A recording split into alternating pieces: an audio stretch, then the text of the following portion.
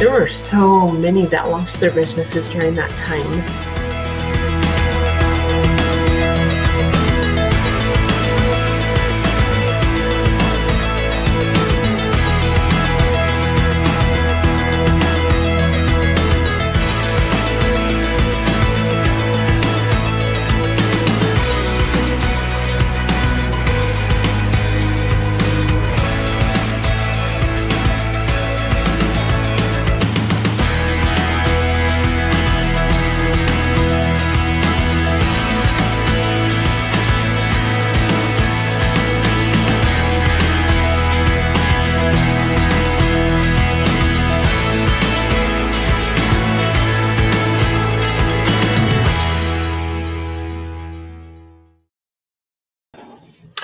Good morning. This is Becky Norwood with Spotlight Publishing. Happy to invite you to be here on our May 10th showcase.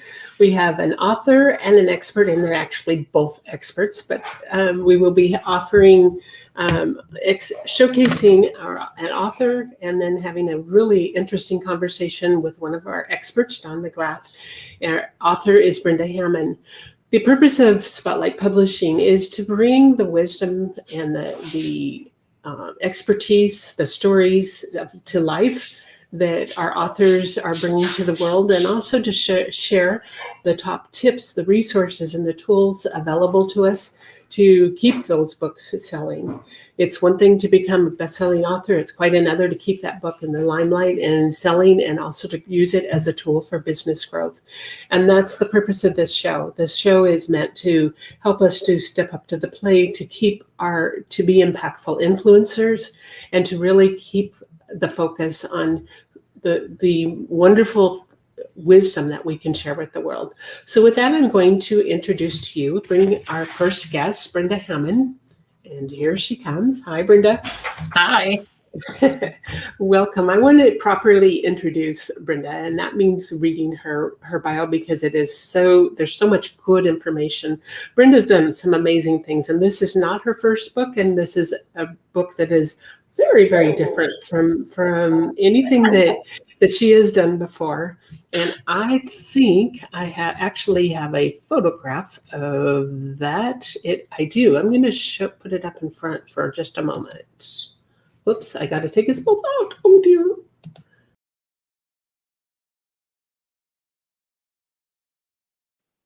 Okay, so it's called "So How Was Your Day?" And it's chock full of just amazing stories. It's just really cool, and it's a lighthearted collection. But Brenda is based in Alberta. She's a philanthropist, an entrepreneur, intuitive and psychic medium, international best-selling author, goal setter, and big dreamer with a mission in life to create positive change for women and end abuse. And this is what she's very well known for. She's an award-winning author of 5 books, an international speaker, a vocal advocate for helping people overcome traumatic pasts. Brenda fully believes that when we share our stories and stand together, we can change the world to be a better place for all. And I've seen that over and over again. In fact, I'm in one of your books. Yes, you are. In the past, she's bred, raised, and trained her own horses and achieved a prestigious 3rd place standing in the highly competitive Canadian National Dressage Circuit. In 2004, she became a full-time entrepreneur, and over the next 13 years, built companies that fulfilled her passion for helping others to achieve their dreams. After ending her 21-year dysfunctional marriage, Brenda dove into the life insurance business, where she found one of her true passions in helping others in times of trouble. Brenda continues to be a top trusted insurance advisor and CEO of Spirit Creek Group Incorporated and CEO of Spirit Creek Financial. You're a busy lady. Yes. Brenda has published 5 books, 3 of which were international bestsellers. All are Canadian bestsellers and 1 International Reader's Favorite Award winner. Brenda created the Sacred Hearts Rising Summit, It's Time, an annual event which honors our stories and inspires women and men to lead a better way of life. Her 2 mottos are, how hard can it be, or go big, and go big or go home. And she wants her life to and she lives her life to the fullest. With that, welcome, Brenda Hammon. Thank you, Becky. It's a pleasure to be here. Well, you've done a lot in your life. You've, from those beginning stories, those beginning books that we've seen, the stories and what your past was to rise above and to be where you are today. Can you give our audience a little bit of the backstory of what has happened for you? A little bit of a backstory. How far back do you want me to go? Well, I can go way back, or I could just go yesterday. Let's just go, kind of give the backstory to how this all, even the Sacred Hearts, the stories, because I've helped you publish a number of these books, and they're each very touching and each time that much more growth that has occurred. Yes. Yeah. Well, it all started because, I think everybody out there, and I know everybody out there has a story, and it started from that. I wanted to make all of the negative things that had happened to me in my childhood, from, the sexual abuse and that sort of stuff, into something positive. I thought there had to be a purpose for my life instead of being, an abuser's piñata. So I thought, well, what can I do to make it different? What can I do to help somebody else?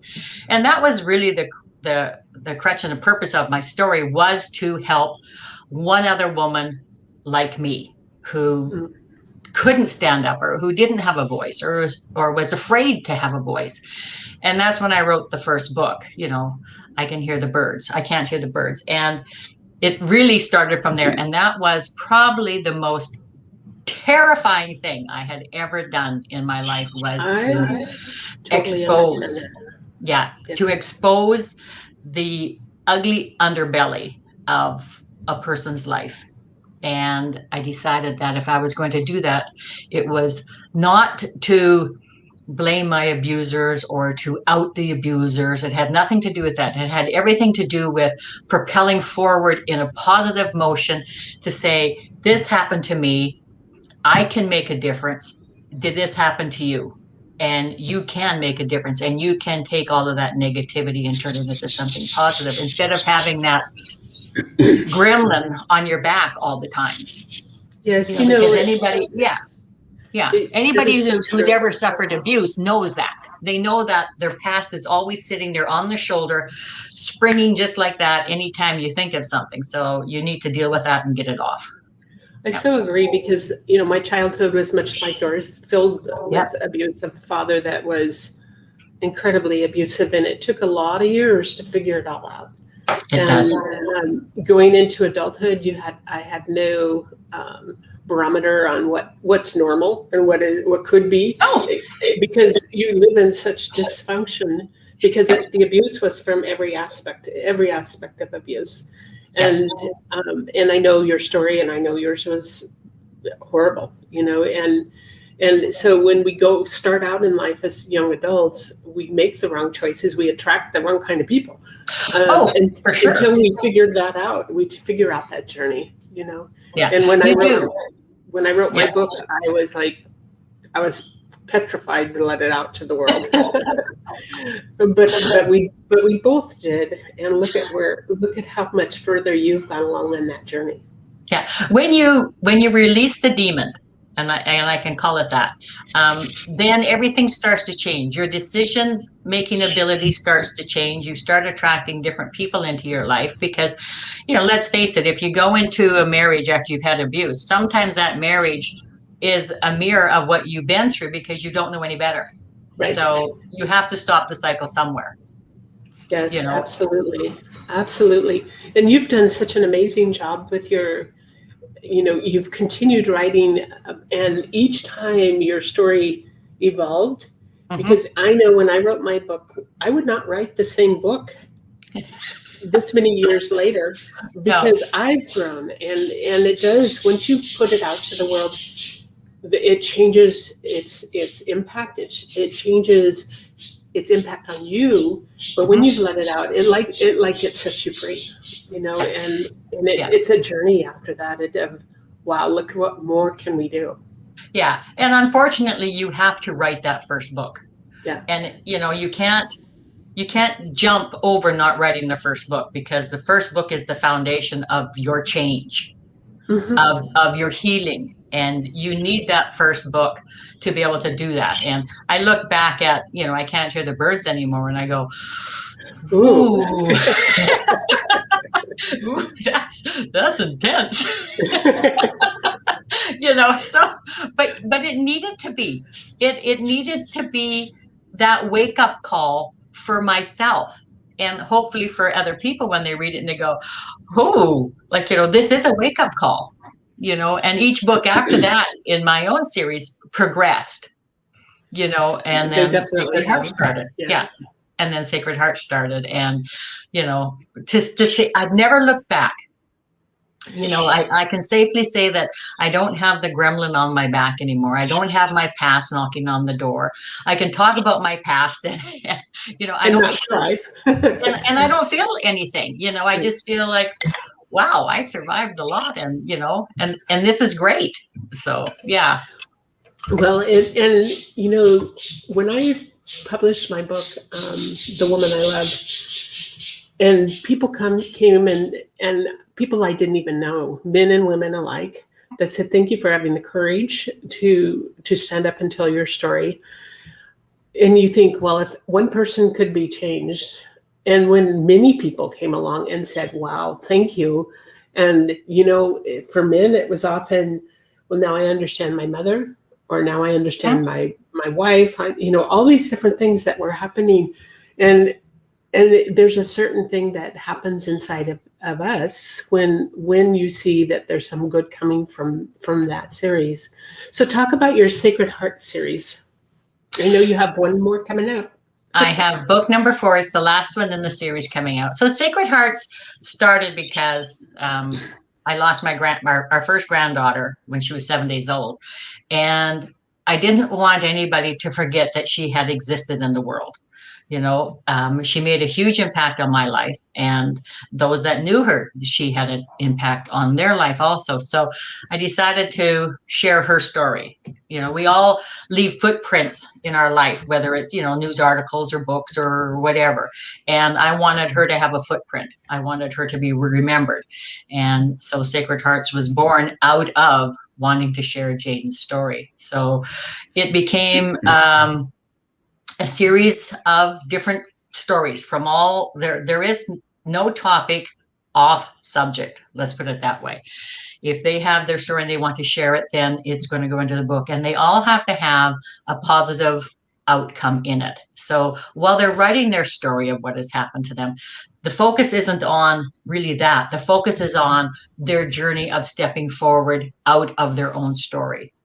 And some go on to want to write their own books. Some have been in each of the books. Like I've got one lady who is in all 4 books. She's got a lot of stories, like a lot of us. And each one of those progressions is a healing process for her also. So it is, I don't know, I think it's fundamental that we talk about things that we don't want to talk about. I agree. And the interesting part is I have given a lot of presentations on the power of storytelling and then what it does not only for us as individuals. And one of the biggest things that I've seen, as we circle back around to talking about what's happened even in this last year with COVID. And before COVID, you could go to a restaurant and see entire families doing nothing but everybody's not talking to each other. They're on their devices and nobody's speaking. And it's like there's no connection. And that's been a worry to me in the sense that we need to be sharing our stories. We need to be conversing. We need to be talking.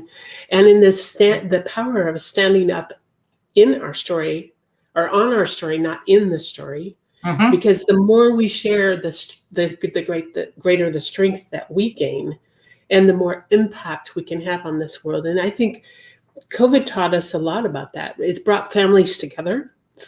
Many parents had never spent that much time as a husband and wife, let alone as with their children, but I have also seen some really good things that have come from this. So I Yes. really feel that this has been, while it's as devastating as it is, it's still been a real blessing in disguise, because I've been even Yes. I have 10 grandchildren, and I've been able to watch the parents actually cement their relationships with their children, because we all get Yes. busy in our own routine and we're all going in different directions. But when we come together and realize this is what we have, and then using that art, that storytelling to teach, and storytelling's been with us from the beginning of time, Oh, it but we has. cannot lose that in the sense No. of keeping the legacy going and making a difference in the world. And I know, for the books that you've written, when you know that people can read them and say, wow, I can find a different way to manage my life, and Mhm. maybe I need to step into the actual writing of the story, becomes it gives you an altogether different perspective. Yes, It it gives does. you, there's a massive amount of healing that can come from writing our stories. Oh, So, that's true. Very true. I think back to when I first started writing and, writing the book, So How Was Your Day? Would never have come into the picture, because of how I felt about myself when I first started writing, had to evolve to a point where I was let go. I was let free. mhm. And the art of storytelling and telling your story is exactly that. It is freeing you to bring better things into your life. Yes. Yeah. That's the biggest thing. It when you start talking and writing your stories, it brings better things into your life. The fun part about it with this book, So How Was Your Day, is that for myself, there was a lot of stuff that went on in my young years, and I was so serious. You never heard me laugh, never. And I see Yeah, this odyssey for you too, because this lighthearted book that has come about is that sparkle that shows that you've overcome those things, and now you're shining your light, and you have joy in your life, and oh, yeah, it's very powerful. yeah, very much so. I mean, what you and I both went through, and for hundreds Umpteen of others. thousands of Yeah. other people who have gone through it, millions of other people have gone through it. you know, there isn't any aha. You're too busy trying to survive. You Right. know, you have predators after you. So there is no ha-has. It's No, just no. survival. Just absolute primal survival is what you're in. So when you start shedding that, then good things come in. And for me, it was a different way to look at my life, a different way to look at things that happened in my life, and to find the humor in everything that has happened. Because, I mean, just face it, if you can't find humor in your own life, where are you going to find humor, period? Right, You have to right. laugh at yourself. You have to look at yourself and be able to laugh and say, oh my God, what a ditch. Oh my God. I know the first time, even my kids didn't see me laugh much, and the first time I started, I would just laughing, belly laughing about something, and one of my daughters said, "I've never heard you laugh like that." It was just amazing. But what a journey it's been, because then you start to realize, man, it doesn't pay to be so serious anyway. But when Yeah. you're in it, without going through the steps like writing and standing up and sharing your story, and really getting down to the depths of it, it's very difficult even to see the bright side of life. There is no ha-ha in life when you're trying to survive life. There is no ha-ha. Right. And I think when I sat down and I thought, I did a few posts, and some people said, "Oh, you should write a book about these." And I kind of thought about it. I'll just feel it out. And then I don't know what happened, but all of a sudden I started writing the stories, and it was, putting on the fake eyelashes and, looking like somebody had punched me out because I reacted so bad to the glue. And I thought, you know, these are funny stories, so I thought, okay, well, let's just kind of go into this and write these really ridiculously hilarious stories about the stupid things that I have done in my life. And that all of us do. So your Sacred Heart series, you've mentioned that this is the last in the series. Yeah. Talk about what this series has meant for those. I know you even had your summit with the Sacred Heart Summit. Yeah, it has been a lot of healing for virtually all of the authors that wanted to move forward into life. And when we had the summit, we had everybody get together because we had authors from all across Canada. And like I say, you were in it. And we had Jay I think Jay's in Arizona too. We had all kinds of people that were in the book that never had the opportunity to connect, and our first developmental editor was in Portland, and she flew in, Jen flew in, and everybody got to meet everybody and became a very strong community of support for each other.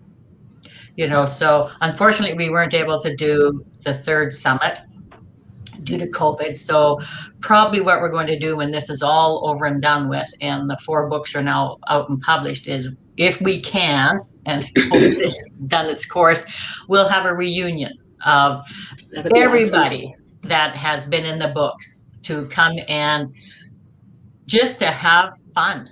We'll have speakers and entertainers and things like that. But it's amazing when you start creating a connection of how much more you can get out of life when you start connecting with people who have gone through the same journey you have, just in a different avenue of, illness or abuse or cutting or suicide or, any of that sort of stuff, that you are in a safe environment. And that is, I think, one of the big things in life right now is there's no judgment. There's no judgment passed on anybody. So it's been huge. I'm even awe of the fact that there's so many people that are doing similar work in different ways. I was invited to this, it's a pre-showing, but there were 5 women from my area that they know the author. There's one author that knew about it, and he does amazing work. He runs a golf clinics for children, and he gets it into the schools, and he was one of my authors, so he's told them about me, and they are doing this huge big production, almost a movie production, on the different kinds of abuse that they've had. And then one of my other authors has changed her whole business and is now running the suicide prevention show. And oh my goodness, I was able to be one of the speakers on that show, her summit for that. Amazing connections, amazing, incredible things. But there's so many of us doing it. It would be so fun to just kind of gather us all together and really show the strength and the power that comes in. I think, I think back to my childhood, and, this year I'm 65, and at those times, when I was a child, most of that, there wasn't the same kind of support that there is today. Oh, no. You couldn't, there was nobody to go tell. There was not anything like what there is today. But the awareness today is just expanding and expanding. And it can only create a better world. Just to think of the lives that are spared from the same things that we've experienced. And I mean, abuse is going to be a thing that's going to go on for as long as man is. I mean, realistically, we're not going to be able to stomp it out. But if we bring awareness to the people that are in it and the people that are going to be going into it, we can make a difference. We can make a big shift in how people view themselves and how people view being in an abusive situation, so that they can get out, so that their children are not going to be in that situation. I know that sharing my story changed everything for the future generations going forward. Absolutely. For my family, because they know what happened to me and they're aware that this can happen. So awareness is key. It didn't help me when I was 5, but it certainly helped all my grandchildren when they were 5. Oh, absolutely. And that's the point. That's It's the point. it's because we had the courage to stand up and share. Mhm. Is we're sparing our families, and the more and more that the way this ripples out, Yes. it has such an amazing ripple effect, and it spares so many. And maybe we know that it's not going to totally stop. It will never, because humanity is that way. But the awareness and this ability to sense, even in a total stranger, what's going on, is, and the awareness and the being able to spot things like this for many people. Oh, for sure. Because I question sometimes. I know my grandparents knew something was up, but they didn't do anything about it. In fact, they just isolated from us, so we didn't have that as something to fall back on either. Well, and it's always about shame. You're bringing shame on the family. Well, you know what? Let's kind of get over that stigmatism and say, well, for me, it was, you brought shame on the family by telling. Well, you guys didn't do anything. So if you're not going to do anything, I am. But you said one thing. The stranger. Our abusers are rarely strangers to us. No, it's usually people we know, people in our own families, whether it's the uncle that's sitting in the corner wanting to have the little girl on his lap so that he can grope her, and nobody know, or they turn a blind eye. It's those people that we have to be aware of. Is people that we know.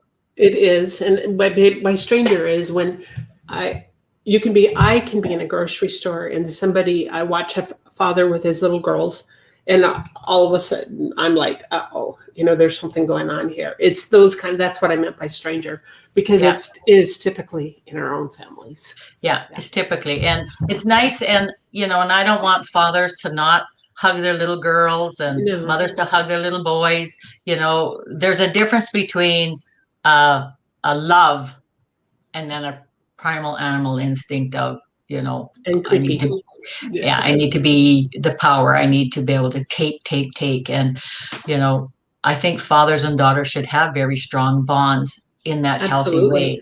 Absolutely. And mothers and sons and vice versa. And I think sharing the stories and bringing that awareness can help bring that out, can force people to, not be afraid. Because at one time, it went through the schools that if your father hugs you, oh my God. No, and it went crazy. It went crazy, and it became hard for parents to hug their children or to discipline their children or to do any of that sort of stuff. So you go from one end of the spectrum to the other end of the spectrum, and hopefully, we're going to bring it down to the middle where, normal, happy, loving families can hug their children and, discipline their children and not be look at all the extremes that are happening in every aspect of life right now. And suddenly you have to watch every single word you say, because somebody's going to take it completely the other way. So it's coming back around full circle and finding that beautiful balance is what's important. Yeah. And that's what we need to find. We need to find the balance in life, and we need to find the balance in ourselves. Absolutely. Brenda, this has been awesome. So exciting. And for those that are listening and you can pick up, we've got the link going across the bottom of the screen. Today is the beginning of her launch period, and we encourage you to follow that link and go get the book on Amazon. It's an exciting time because this is a beautiful book to pick up and to get a few chuckles from. And I noticed that we've had a lot of comments in the stream from people that are watching this, and I'm feeling very happy and grateful about that. So let's take a few-minute break. We're going to bring in our next guest, Dr. Dawn McGrath, and then I'll bring you back in towards the end so we can kind of open up the conversation. Thank you for a beautiful conversation. Well, thank you for having me. It's been great. Awesome. Very cool.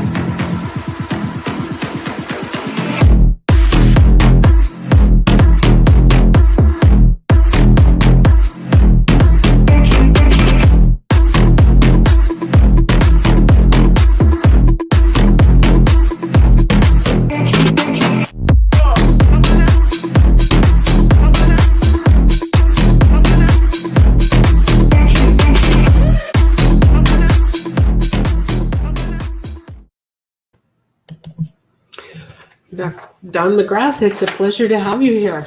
Thank you so much for having me, Becky. It's always a Uh-huh. pleasure to get a chance to spend some time with you. And I really loved that last segment. It was really fantastic. Thank you. I feel so blessed I get to work with some of the most amazing people. The stories, the things that people are bringing to the world, and the authors that you refer to me, I'm just amazed at the goodness that's out there, and what we're all doing to bring to light what the beauty of the good things that is in life.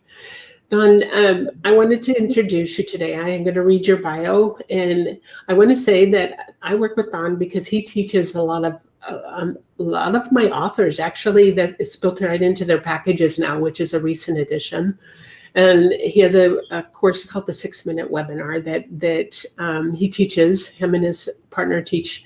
They do a fabulous job. But one of the things that I appreciate about the 6-Minute Webinar, and why I encourage my authors, is it's so often difficult to find the words to very succinctly say what it is we do and who we serve, and why they need to listen to what we're doing.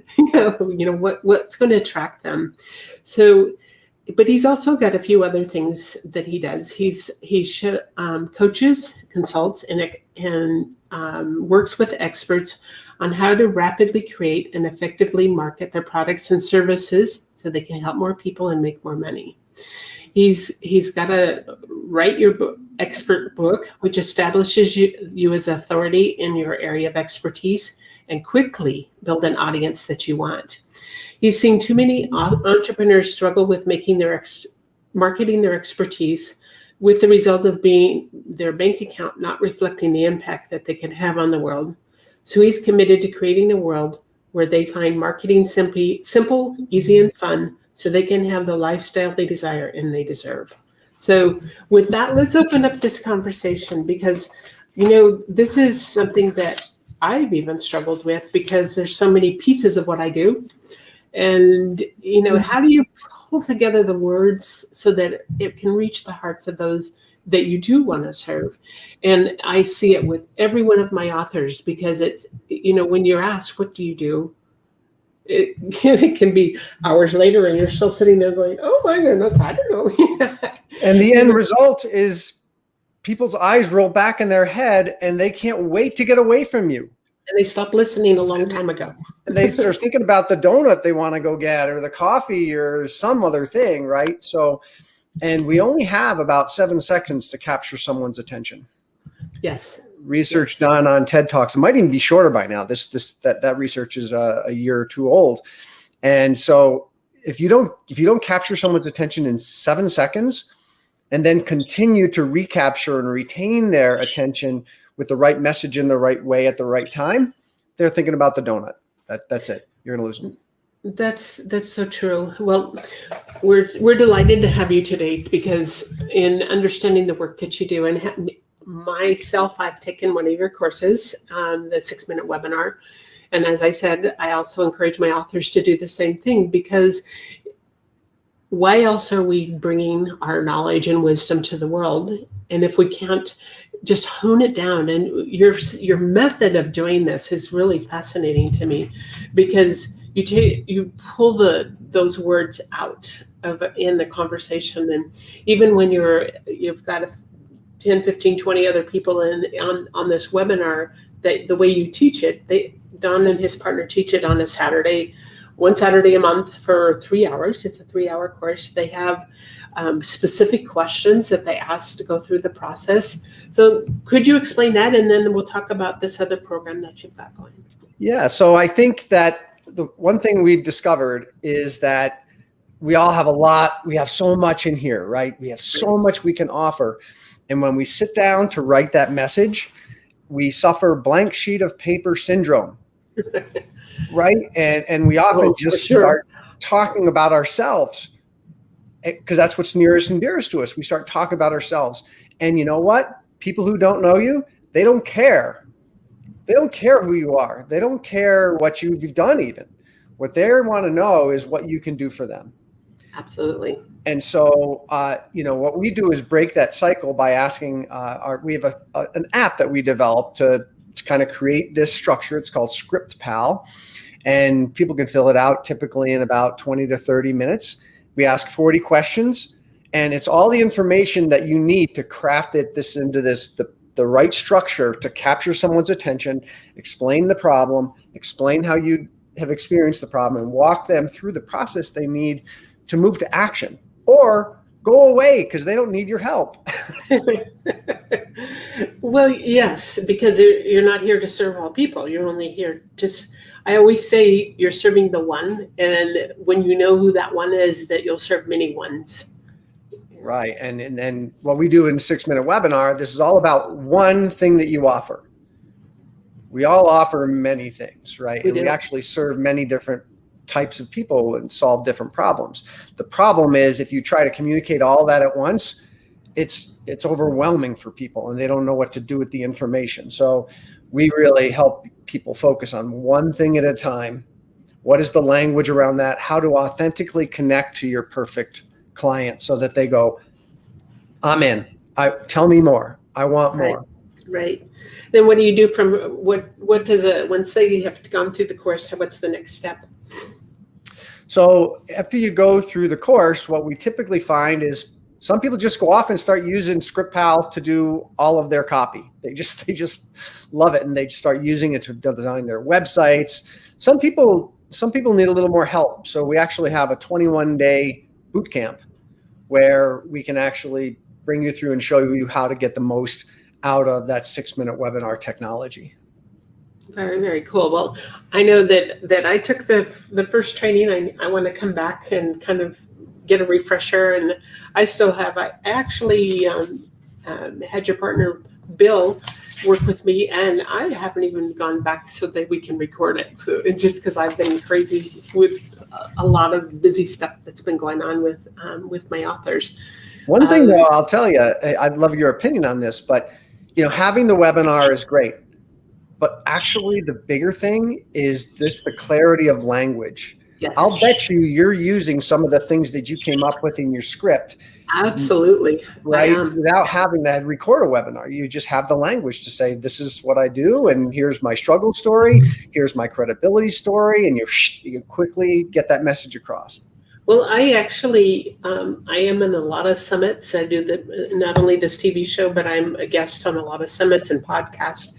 And I've been able to take that same verbiage, even though I haven't gone the next step to get it put together, but I'm going to be also using it for the way I present my proposals to the authors I work with, and really go a lot deeper into, so they really capture the essence of what they're truly getting, and it's going to be in video form that I present some of my proposals, because I think that then it taps in, not only can they read it, they're actually catching the essence of it being spoken to them, so they get a big overview right away.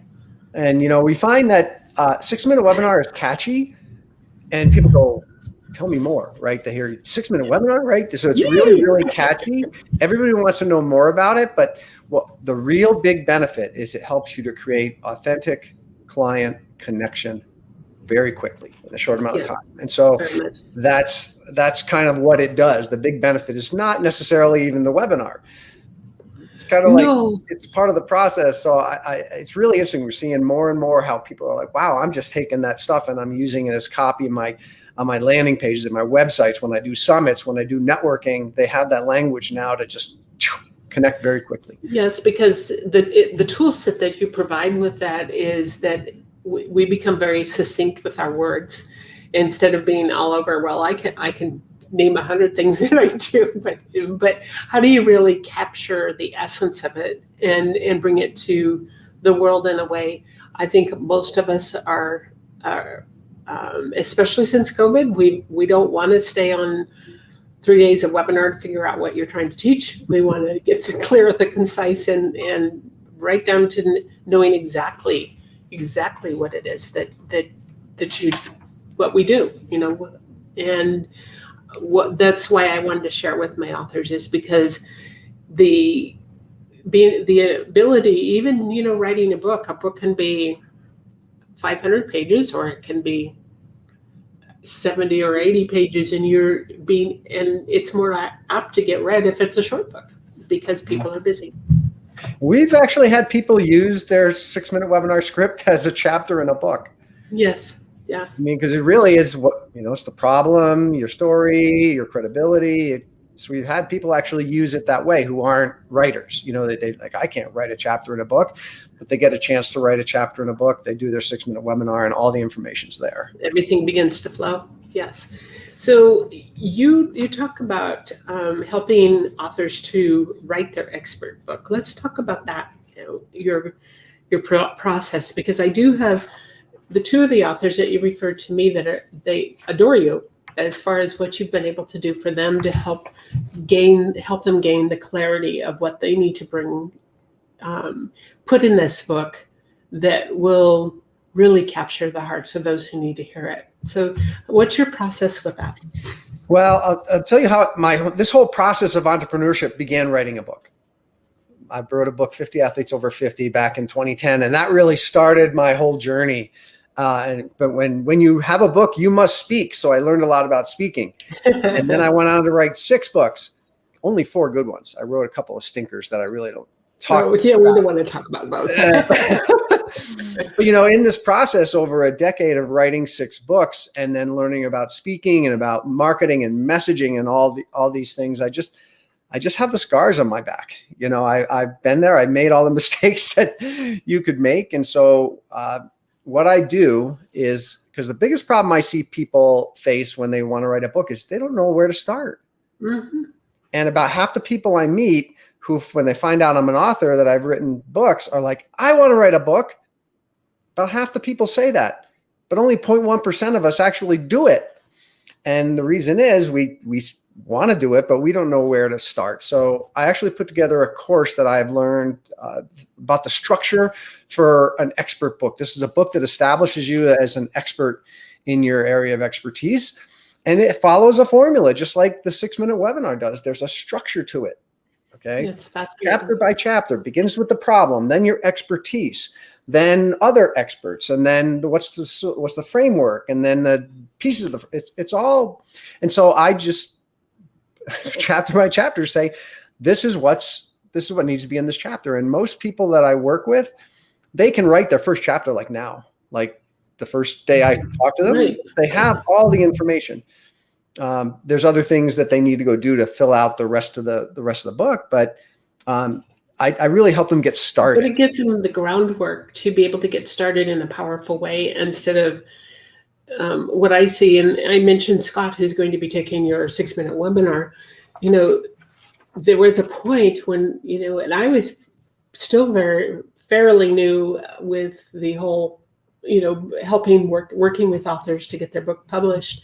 What I finally did for him is he had a big blank wall, much like the wall behind you. And I said, okay, because you want this to turn into 12 books, you still have the first one to write. And each chapter is going to go larger into the the other books. So I had him start using sticky notes on that big white wall behind him. And this column is for chapter 1. And then, so what's going to initially go into that first chapter, and then a box underneath for any supporting material that will support that book on that for chapter 1 that becomes the next book. And he started doing it that way because he was a busy person and had a lot going on in his life.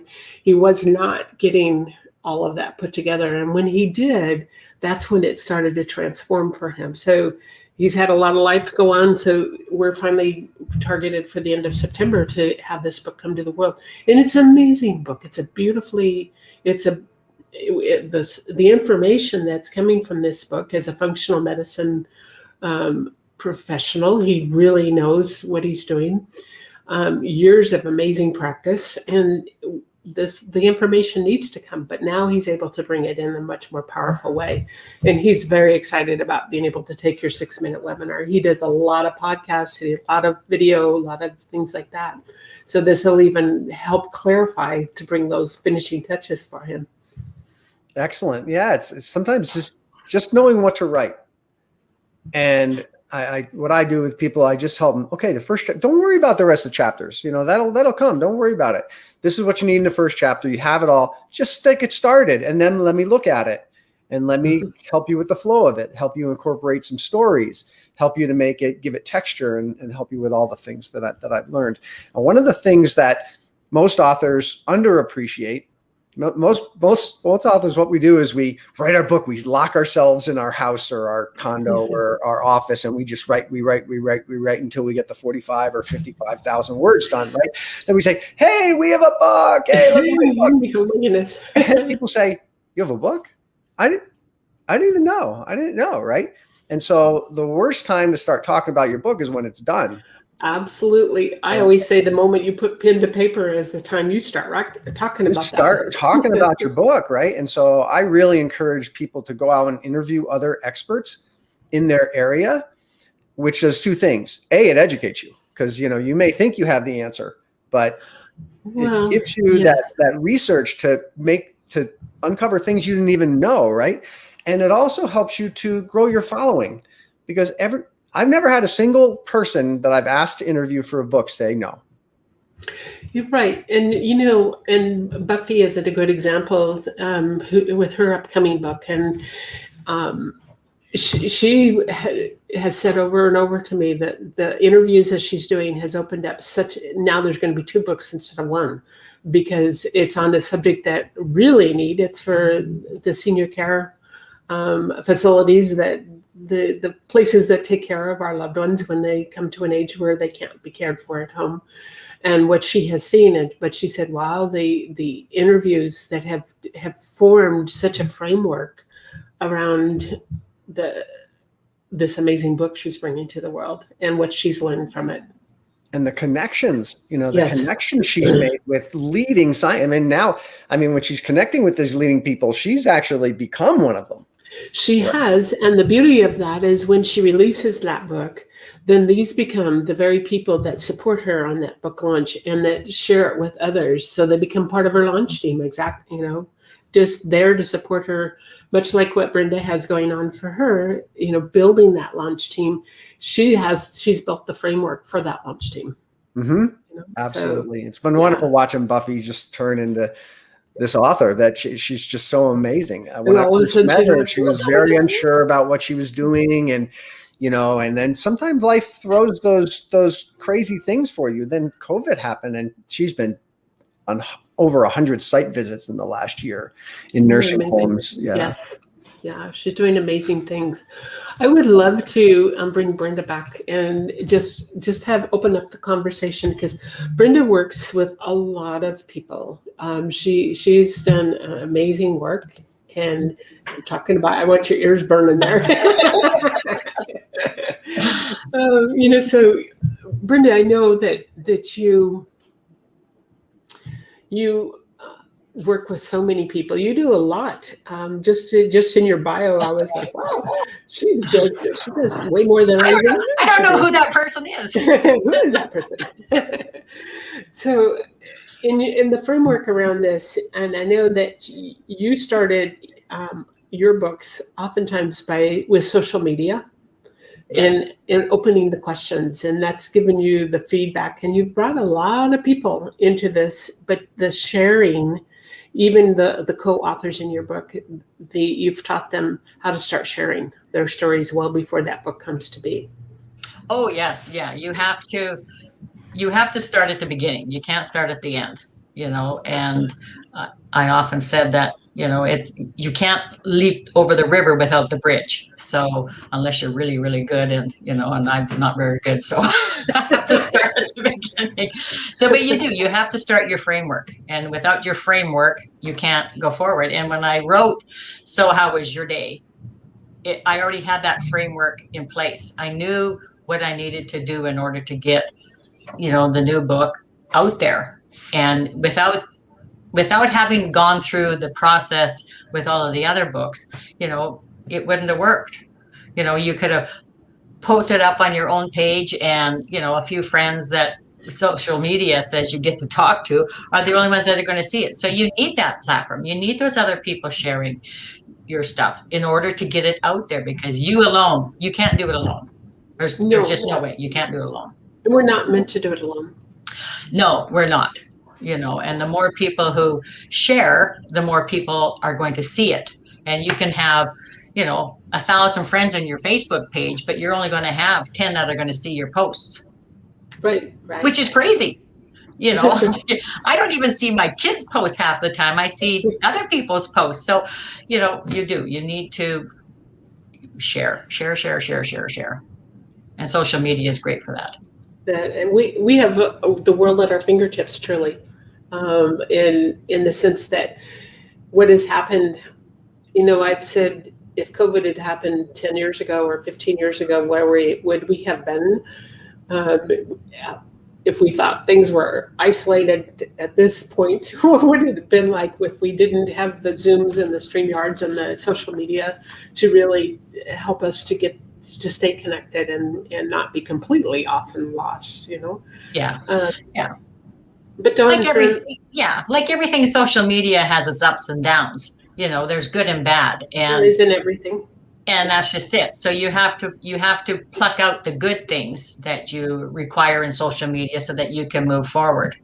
And it's like everything else. There's always good and bad of something. So you just need to figure out which part you need to be able to use and go with it. Very good. So Dawn, you heard the initial conversation that Brenda and I had. I know you've been around for a lot of years. What is your feedback and impact from that conversation? I just applaud telling the stories, right? People need to hear the stories. Yeah. And it's one thing you learn this when you're an author. You can narrate, right? You can say, well, this happened. And people go, or you can say, well, let me tell you exactly how this happened. Let me tell you when it was. Let me tell you where this was. Let me tell you what the smell was going on. Let me tell you. And you pull those people. Our brains are hardwired to tune into stories. Mm-hmm. Mm-hmm. And Absolutely. we're hardwired to ignore information. So I love what you're doing. Telling those stories gets the information into people that need to hear it. I had an author that she's very spiritual, intuitive, and she teaches so much about, she teaches a lot of classes on how to do the same work and how to become much more in tune on a spiritual basis.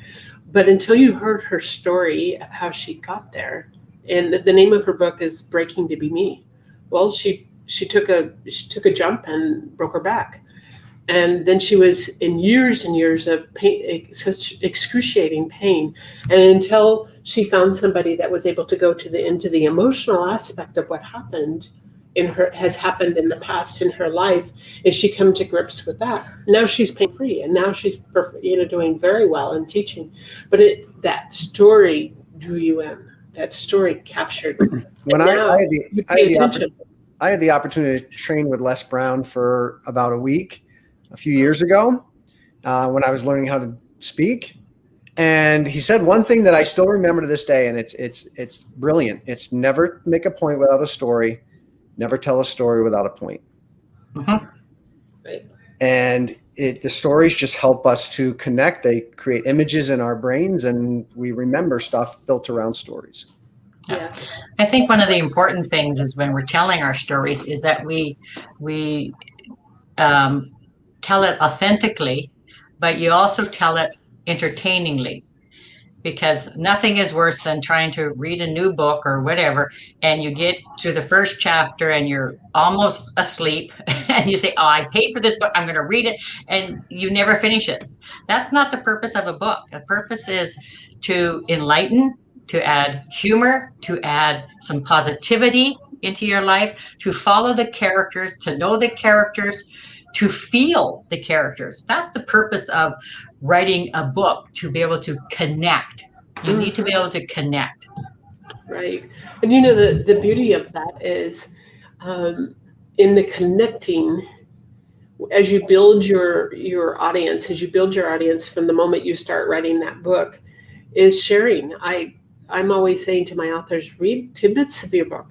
as you get it, share your book cover, talk about the journey that you're having, even if like, oh man, oh my goodness, I'm stuck with writing this book. Talk about it, because people are interested. People want to know this stuff. And once you start drawing them in and you're reading little excerpts, you're sharing your social posts, you're inviting others in to share the process, even doing a contest on which book cover do you like the best.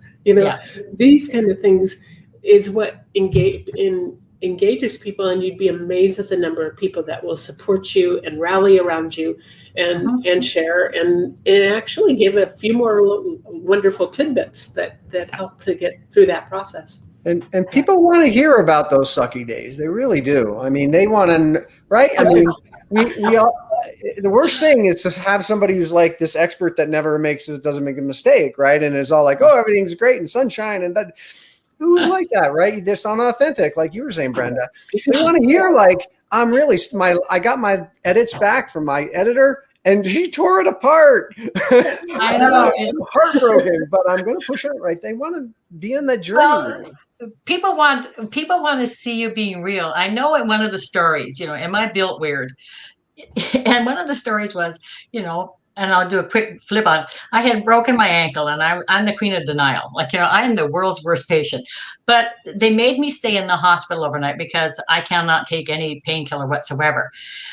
So when they did the surgery, they did a spinal. So they froze me from the waist down because, I didn't want to go to sleep. Yes, another story. Anyway, but when I woke up, I was in absolutely excruciating pain, and I couldn't understand why. And, I said to the nurse, I'm in agony here. What's going on? And she says, well, maybe you have to pee. And I'm going, why would I have to pee? I didn't drink anything. My brain wasn't working. And she said, well, you had 2 liters of, saline solution to keep you hydrated.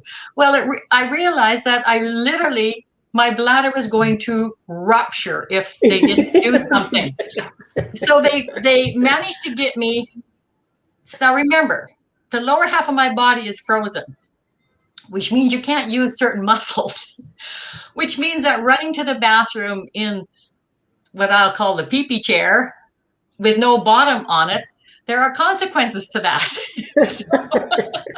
So I thought to myself, do I really want to tell the world that I peed all over the hospital floor and the bed and everywhere else because I couldn't control anything because, of your spinal tap? I thought, yeah, people need to hear that.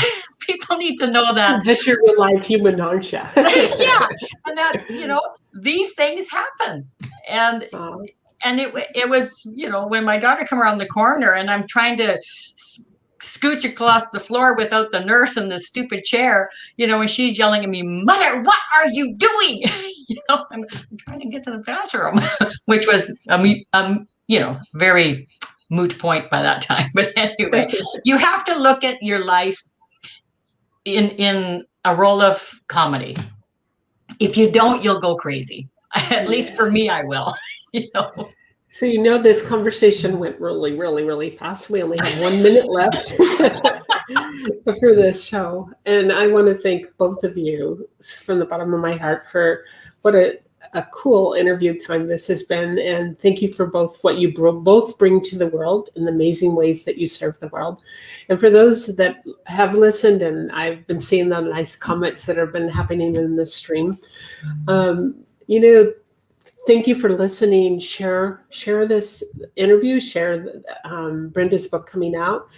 Tap into, we've got Dawn's link down below if you want to tap into what Dawn is offering. But really, really, really understand how important it is to share your wisdom, your expertise, your stories with the world, because our world needs them. It's time to stand up, stand on your story, not in the story, stand on your story and shine the light. Because we are advocates, we are truth tellers, we are way showers, and we unite people for a common good.